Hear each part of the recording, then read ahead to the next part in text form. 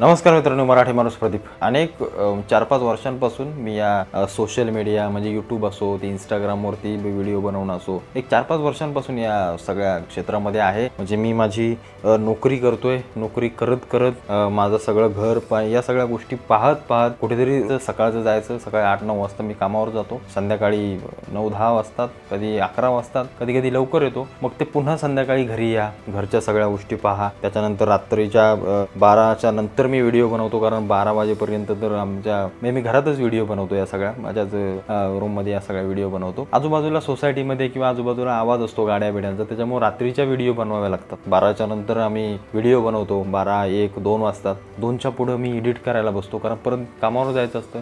या सगळ्या गोष्टींमध्ये 4-5 वाजतात रोजच्या. म्हणजे जेव्हा मी व्हिडिओ बनवतो, तुम्हाला तर सांगण्याचं कारण म्हणजे सांगतो मी हळूहळू पुढं, महत्त्वाची ही गोष्ट आहे म्हणून मी तुम्हाला सांगायचं आहे. या सगळ्या गोष्टी करत असताना झोप फार कमी मिळते, खूप त्रास होतो. आता यातून मिळतं काय? तुम्ही म्हणत असाल चायला यूट्यूबवर आहे, सोशल मीडियावर आहे, म्हणजे याला पैसा चांगला छापतोय आणि हा मला काय मोठं ज्ञान देतोय. पण तुम्हाला सत्य सांगतो, या सगळ्या गोष्टींच्या मागचं जे तुम्हाला माहीत नाहीये, तुम्हाला असं जे वाटतं ना, ते याच्या मागं फार मोठं सत्य आहे. आणि तुम्हाला जे वाटतंय ना, ते फार चुकीचं तुमचा समज आहे. तुम्हाला असं वाटत असेल की यूट्यूबमधनं भरघोस असा पैसा मिळतो. नाही मिळत. यूट्यूबमधनं मोठ्या प्रमाणावरती मराठी क्रिएटरला किंवा खास करून आमच्यासारख्या क्रिएटरला, जे अशा कुठल्या विषयांवरती, सामाजिक विषयांवरती, धार्मिक विषयांवरती किंवा अशा कुठल्या तरी महत्त्वाच्या विषयांवरती बोलत असतात, ज्या विषयांना जास्त लोक पाहत नाहीत, त्यांना काय एवढं इंटरेस्टेड वाटत नाही, अशा ठिकाणी व्ह्यूज कमी येतात. आणि व्ह्यूज कमी असल्यामुळे तिथे पैसे नाही मिळत. म्हणजे मुश्किलीने, मी तुम्हाला खोटं नाही सांगत, 2 महिन्यातून 3 महिन्यातून 10,000 ते 12,000 रुपये कसे बसे मिळतात. कसे बसे मी तुम्हाला सांगतोय. म्हणजे हा माझ्या यूट्यूबबद्दल मी तुम्हाला सांगतोय. आता इकडे इंस्टाग्रामवरती आलो ना, मी इंस्टाग्रामवरती देखील मी बोलत असतो. तुम्हाला माहिती आहे, माझ्या शॉर्ट्स मग त्या धार्मिक असतात, सामाजिक असतात, मराठीविषयी, महाराष्ट्राविषयी अनेक प्रश्नांविषयी मी बोलत असतो. तिथे देखील 0 रुपया मिळतो. 0 रुपये. तिथून काय कुठलाही मला इन्कम येत नाही. पण या सगळ्या गोष्टी करण्याच्या जी काही सगळी मेहनत आहे, ती मेहनत फार भयंकर आहे. तुम्ही त्या ठिकाणी टिकू देखील शकत नाही. तुम्हाला खोटं नाही सांगत. म्हणजे मी आता ही जी व्हिडिओ शूट करतोय ना, ते आत्ताचे 2:30 वाजलेत. 2:30 वाजता मी हे सगळं, म्हणजे आता हे झाल्यानंतर मी ती एडिट करणार. सकाळी 4-5 वाजेपर्यंत एडिट करून ती सगळे घेणार त्या ह्याच्यामध्ये, आणि परत 1-2 तास झोपायचं, परत आंघोळ करायची, पुन्हा ते कामावर जायचं, दिवसभर काम करायचं, पुन्हा रात्री यायचं. या सगळ्या गोष्टी अशाच चालू असतात. इंस्टाग्रामवरती कमवण्याचं साधन तुम्हाला मी खोटं नाही सांगत, पण तुम्हाला खरं सांगायचं झालं, इंस्टाग्रामवरती मला त्या रम्मी सर्कल आणि हे ते फालतू असल्या ॲडव्हर्टाईज येतात. मी कधीही घेत नाही, आणि मला तसल्या गोष्टींसाठी मी या सोशल मीडियावरती आलेलो नाहीये. कारण मी जर तुम्हाला ज्ञान देतोय, मी जर तुम्हाला 4 शब्द सांगतोय, आणि मीच जर त्या गोष्टी करत असेल, तर ते मला जमणार नाही, आणि मी ते करत देखील नाही. राहिला प्रश्न आज म्हणजे मी तुम्हाला जे सांगायचं आहे ते महत्त्वाचं, मी गोष्टीकडे येतो. ती म्हणजे आज आम्ही समाजामध्ये चांगल्या गोष्टींवरती बोलतोय. आम्ही कुठली गोष्ट करत नाहीये. म्हणजे व्ह्यूज मिळवण्यासाठी, कुठल्याही घाणेरड्या थराला जाण्यासाठी, आम्ही व्ह्यूजसाठी किंवा मी असा सोशल मीडियावरती मोठा व्हावा, मोठा स्टार व्हावा, असल्या गोष्टींसाठी आम्ही या गोष्टी किंवा मी तरी वैयक्तिक व्हिडिओ बनवत नाही. मला जे चुकीचं वाटतं ते चुकीचं वाटतं. मी जे आज इंस्टाग्रामवरती बोलतो, जे आज मी यूट्यूबवरती बोलतो ना, जे धर्माविषयी आम्ही बोलत असतो, तुम्हाला खोटं नाही सांगत, मला कित्येक ठिकाणाहून धमक्या येतात. कित्येक ठिकाणावर मारण्याच्या मला धमक्या दिल्या जातात. मी जेव्हा धार्मिक गोष्टींवरती बोलतो तेव्हा. पण आज आम्ही ते वैयक्तिक सगळ्या गोष्टी आमच्या पातळीवरती सहन करतो. नाही आम्हाला येतो. आम्ही म्हणून मी तर म्हणेन सरळ, अरे मरू दे, काय गरज पडली मला बोलायची? नाही मला बोलायचं. काय फरक पडतो? नाही मला बोलायचं नसेल. मला नोकरी आहे, मला सगळं घरदार आहे, मी माझ्या ठिकाणी व्यवस्थित आहे. म्हणजे इंस्टाग्राम आणि यूट्यूब नसेल तर माझे जीवनच अवघड आहे असं काही नाहीये. माझा बोलण्याचा उद्देश हा आहे, तुम्ही जे आमच्यासारख्या समाजामध्ये चांगलं बोलणाऱ्या लोकांना पाठिंबा देत नाही ना, त्याचं एक महत्त्वाचं उदाहरण म्हणजे किंवा मला वैयक्तिक जे वाटतं ते मी तुम्हाला सांगतो. याच्या पुढे आमच्यासारखी बोलणारी लोक समाजामध्ये शांत राहते. कधीच काय बोलणार नाही, कधीच नाही बोलणार. म्हणजे अनेक जण मला म्हणतात ना, की अरे तू काय बोलतो, तू त्या बीजेपीची सुपारी घेतली असेल, तू त्या राष्ट्रवादीचीच घेतली असेल, तू त्या शिंदेचीच घेतली असेल. असं कोणी सुपाऱ्या द्यायला बसलेलं नाहीये. नाही कोणी सुपाऱ्या देत. काही नाही कोणाला गरज, आणि काही नाही कोणाला फरक. म्हणजे मी बोललो बीजेपी कडून तर अशी काही त्यांची काय सत्ता येणार आहे असं अशातलं काही नाहीये. पण आम्ही का बोलतो? मी जे बोलतो ना, ते मी सत्याची बाजू धरूनच बोलतो. माझा एक विषय झाला तुम्ही दाखवायचा, एक विषय की ज्या विषयामध्ये मी जाणून बुजून कोणाला तरी काहीतरी बोललोय. एक विषय दाखवायचा, एक विषय दाखवा.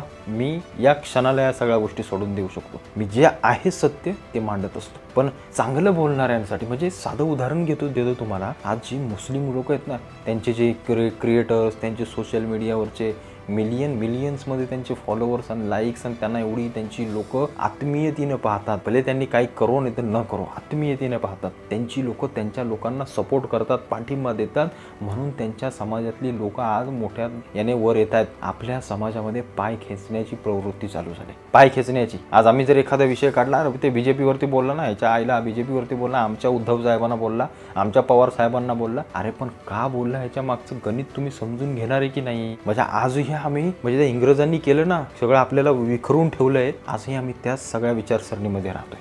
आम्हाला तिथून बाहेर यावं लागेल. आम्ही जेव्हा तिथून बाहेर येऊ तेव्हा आम्हाला समजेल की समाजामध्ये एखादा निर्भीडपणे बोलणारा माणूस जो बोलतोय ना, त्याच्या मागचं सत्य काय आहे. आम्हाला फक्त तो बोलतोय ते आम्ही फक्त आमच्या वैयक्तिक सगळ्या स्वाभिमानावर आणि आमच्या वैयक्तिक याच्यावर घेतोय, पण तो जे बोलतोय ते कशासाठी बोलतोय, काय नक्की त्याच्यामध्ये, याचा विचार आपण करतच नाही आहोत. याचा विचार करतच नाही आहोत ना. आणि याचा परिणाम काय होणार आहे, समाजामध्ये अशी चांगली बोलणारी लोक शांत झाली ना, या समाजामध्ये अराजकता माजेल. कोणी बोलायला तयार होणार नाही, पुन्हा कोणी आवाज उठवणार नाही, कोणाला काही फरक नाही पडत, कोणाला काही घेणे देणं नाहीये. आम्हाला काहीतरी लाखो रुपये यातून मिळतेत आणि मग आम्ही बोलतोय तर आम्ही मान्य करू शकलो असतो, पण यातला आम्हाला 0 रुपया मिळत असेल, पाठिंबा देखील मिळत नसेल, चांगले लोक बोलत देखील नसतील, तर मग या गोष्टींमध्ये करायचं तरी काय? एक कशासाठी? म्हणजे रात्रभर जागून आमच्या वैयक्तिक, माझे तरी तुम्हाला खोटं नाही सांगत, मी आठवड्याला आजारी पडत असतो, आठवड्याला मी आजारी असतो, पण एखादा विषय आला तात्काळ तर त्याची तात्काळ व्हिडिओ बनवायची, तर कसलीही परिस्थिती असो मी ती बनवतो, मी ती तुमच्यापर्यंत पोहोचवतो. त्यातलं सत्य, सगळ्या गोष्टी ज्यातून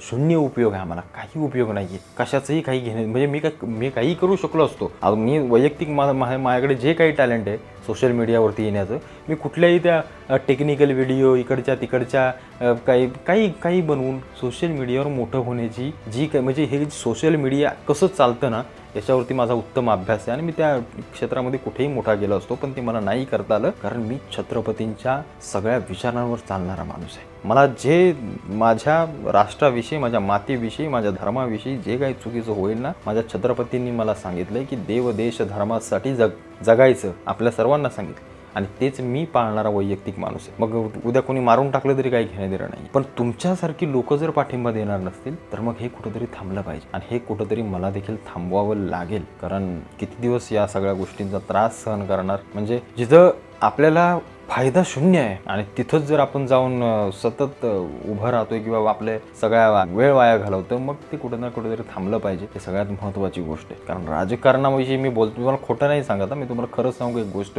मी ज्या पक्षाविषयी बोलतो ना, ती लोक मला लगेच कॉन्टॅक्ट करतात. त्यांना वाटतं की हायला आपल्याच माणूस आपल्याविषयी बोलला. पण मी तुम्हाला खरं सांगू का, जे चूक असेल ते चूक आणि जे बरोबर असेल त्या बरोबरच बोलणारा माणूस मी आहे. मी असं कुठल्याही पक्षाच्या आणि त्याच्या सुपाऱ्या घेऊन बोलत नाही, ही माझी वैयक्तिक गोष्ट आहे. आणि जर आमच्यासारख्या बोलणाऱ्या लोकांना जर तुम्ही पाठिंबा देत नसाल तर खरोखर आम्हाला शांत बसणंच हा सगळ्यात महत्त्वाचा उपाय वाटतो. त्याच्यामुळे मी आज टाकलं या सगळ्या गोष्टी की आज बस करावं इथंच, थांबवावं इथंच, आणि हा प्रवास इथंच थांबवावा, आणि खरोखर कुठंतरी चांगला एखादा उद्योगधंदा चालू करावा. नोकरीमध्ये अजून काय पुढे चांगलं करता येते का ते पाहावं, अजून काहीतरी दुसरं काहीतरी चांगलं करता येते का याच्याकडे लक्ष द्यावं, असं मला तरी वैयक्तिक आता वाटू लागलंय. जर तुमचा असाच प्रतिसाद असेल तर मग कुठंतरी खरोखर हे थांबावं लागेल. तुम्हाला काय वाटतं या सगळ्या गोष्टींबद्दल मला आवर्जून कळवा. तुमच्या कमेंट्स, तुम्ही जे काही बोलाल, जे तुम्ही काही सांगाल त्याचं आकलन करेन, आणि त्यानंतरच असं म्हणजे वैयक्तिक तरी वाटतं त्यानंतरच मी माझा निर्णय घेईन. पुढे काम चालू ठेवायचं नाही ठेवायचं, काय करायचं, कारण खूप वेळेची सांगड घालावी लागते, खूप शारीरिक याच्यामध्ये त्रास आहे, खूप मेंटली याच्यामध्ये त्रास आहे. आणि मग कुठेतरी हा त्रास सहन करायचा आहे ज्यांच्यासाठी किंवा ज्या समाजासाठी, तिथून जर आपल्याला कुठलीच गोष्ट मिळत नसेल, ताकद मिळत नसेल, तर मग कंटाळा येतो या सगळ्या गोष्टींचा. कारण 4-5 वर्ष मी कंटिन्यू या सगळ्या गोष्टींमध्ये काम करतोय, आणि आता असं लिटरली वाटू लागलंय की एवढी मेहनत घेतल्यानंतर जर आपल्याला आपलं फळ मिळत नसेल तर मग महत्त्वाचं काय? काहीही येडेचाळी करून, काही फालतूगिरी करून ज्याला लोक पुढे निघून जात आहेत, आणि आपण सभ्यतेचा पुतळा घेऊन आपल्या याच्यासाठी लढतोय, आणि आपल्या हाताला काय मिळणार नसेल तर मग खरोखर आजच्या जगात चांगल्याला काहीही किंमत नाहीये. हे सत्य आहे, हे सत्य आहे. त्यामुळे तुम्ही सांगा पुढे काय करायचं, कसं करायचं, तर कारण तुमच्यावर आहे.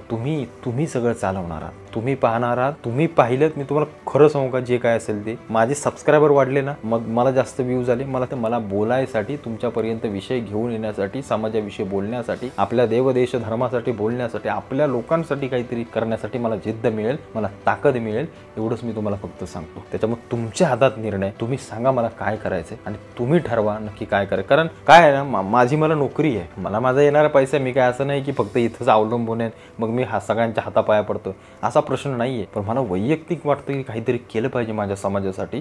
सोशल मीडियासारखाच माध्यम आहे जे घराघरापर्यंत पोहोचलं आहे. जर पुढच्या येणाऱ्या पिढ्यांसाठी मी काहीतरी चांगले विचार देऊ शकत असेल तर ते माझं एक समाजातले घटक म्हणून माझं ते कर्तव्य आहे आणि म्हणून ते मी बजावण्यासाठी फक्त इथं आलो. मी काही करू केलं असतं, राजकारणात गेलो असतो, आमची राजकीय पार्श्वभूमी आमच्या घराची, कुठेही काही करता आलं असतं. त्याच्यामुळे तुम्ही ठरवा मायबाप हो, तुमच्या हातात आहे या सगळ्या गोष्टी, काय करायचं कसं करायचं तुम्ही सांगाल. तो मार्ग माझ्यासाठी मला असं वाटतं योग्य असेल. तुम्हाला काय वाटतं मला आवर्जून कळवा. भेटू पुन्हा एकदा का नवीन व्हिडिओमध्ये. असं जर तुम्ही सांगितलं तर मी नक्की भेटेन. तुर्तास धन्यवाद.